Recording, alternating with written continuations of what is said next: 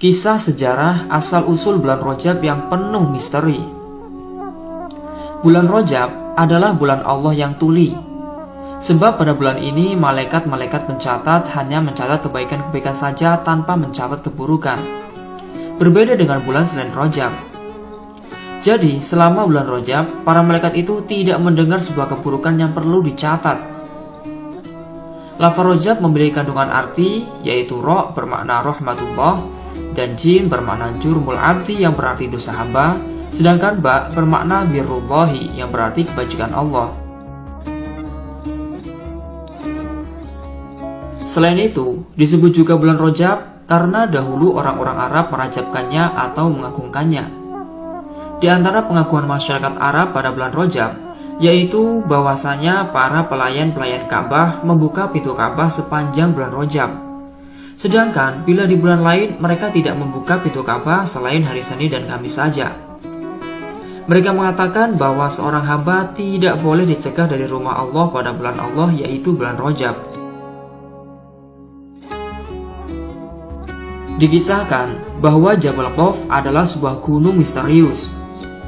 Gunung itu adalah induknya semua gunung di dunia ini. Di belakang Gunung Qaf terdapat sebuah negeri putih yang tanahnya seperti perak dan luasnya 7 kali lipat dunia ini. Negeri itu dihuni dan dipenuhi banyak sekali para malaikat. Di setiap tangan malaikat terdapat bendera yang bertulisan kalimat La ilaha illallah Muhammadur Rasulullah. Pada setiap malam Jumat pada bulan Rajab, mereka para malaikat berkumpul di sekeliling Gunung Qaf sembari memohonkan keselamatan dan ampunan untuk umat Nabi Muhammad SAW hingga waktu subuh. Mereka berkata, Rabbana irham ummata Muhammadin wa la tu'adzibhum. Ya Tuhan kami, rahmatilah umat Nabi Muhammad dan janganlah engkau mengazab mereka. Allah SWT lantas berfirman, Ya malaikati wa izzati wa jalali qad ghafartu lahum. Wahai malaikat-malaikatku, demi keperkasaanku dan keagunganku, sungguh aku telah mengampuni mereka.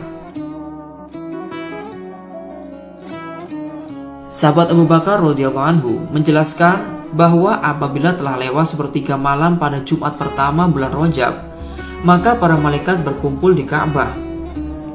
Allah SWT lantas memperhatikan mereka dan berkata, Wahai para malaikatku, mintalah kamu apa yang kau mau. Para malaikat lalu berkata, Ya Tuhan kami, hajat kami adalah supaya engkau mengampuni orang yang berpuasa di bulan Rajab. Allah SWT lantas berfirman, Sesungguhnya aku telah mengampuni mereka. Rasulullah SAW pernah bersabda, Barang siapa yang berpuasa 1 hari pada bulan Rajab, maka pasti mendapatkan ridha Allah yang terbesar. Apabila puasa 2 hari, maka takkan ada penduduk langit dan bumi yang bisa mengatakan kemuliaan yang didapat di sisi Allah SWT. Apabila puasa 3 hari, maka akan diselamatkan dari bencana dunia, azab akhirat, penyakit gila, kusta, sopak, dan tipu daya dajjal. Apabila puasa 7 hari, maka ditutup baginya 7 pintu neraka jahanam. Dan apabila berpuasa 8 hari, maka dibukakan baginya 8 pintu surga. Dan apabila berpuasa 10 hari, maka segala permintaannya akan dikabulkan oleh Allah SWT. Dan apabila berpuasa 15 hari, maka Allah SWT akan mengampuni dosa-dosanya yang sudah lewat dan menggantikan kesalahan-kesalahannya dengan kebaikan-kebaikan. Dan barang siapa yang menambah puasanya, maka Allah SWT juga akan menambah pahalanya. Subhanallah. Rasulullah SAW pernah meriwayatkan keutamaan bulan Rajab. Beliau menjelaskan bahwasanya di surga ada sebuah sungai. Sungai itu bernama Sungai Rajab. Sungai itu berbeda dengan sungai yang ada di bumi tentunya. Sungai Rajab memiliki air yang lebih putih daripada susu dan rasanya lebih manis daripada madu. Barang siapa yang berpuasa sehari pada bulan Rajab, maka Allah SWT kelak akan memberinya minum dari Sungai Rajab itu. Begitu besarnya keutamaan dan pahala bagi orang-orang yang mau berpuasa di bulan Rajab. Dikisahkan, dahulu di Baitul Maqdis ada seorang wanita ahli ibadah yang rajin dan gemar beribadah. Ketika memasuki bulan Rajab, wanita itu memiliki amalan yang sangat mulia. Setiap harinya di bulan Rajab, ia membaca surat Al-Ikhlas sebanyak 12 kali. Amalan ini beliau lakukan untuk mengagungkan bulan Rajab yang mulia. Wanita ahli ibadah itu juga menukar pakaian bagusnya dan lebih memilih memakai pakaian jelek. Begitulah cara wanita ahli ibadah itu mengagungkan bulan Rajab. Kematian pasti akan dihadapi oleh setiap orang, begitu pula dengan si wanita ahli ibadah itu. Pada suatu saat di bulan Rajab, ia mengalami sakit-sakitan. Ia lalu berpesan dan berwasiat kepada anaknya. Apabila ia nanti mati, maka ia meminta agar dikafani dengan kain pakaian miliknya yang buruk saat dikubur. Dan benar saja, si wanita ahli ibadah itu akhirnya menghembuskan nafas terakhirnya dan meninggal dunia. Setelah sang ibu meninggal dunia, si anak lantas merawat jenazah sang ibu. Tetapi sang anak tidak melaksanakan wasiat sang ibu. Ia malah mengafani jenazah sang ibu dengan kain kafan bagus yang harganya mahal. Hal ini ia lakukan supaya ia ingin mendapat pujian dari orang-orang. Ia lalu menguburkan jenazah sang ibu dengan kain kafan mahal itu. Pada suatu waktu, si anak tertidur. Dalam tidurnya, ia bermimpi melihat almarhum sang ibu. Sang ibu berkata, "Wahai anakku, kenapa kamu tidak melaksanakan wasiatku? Sungguh diriku tidak rela kepadamu." Sontak saja, mimpi itu menjadikan si anak ketakutan sekali.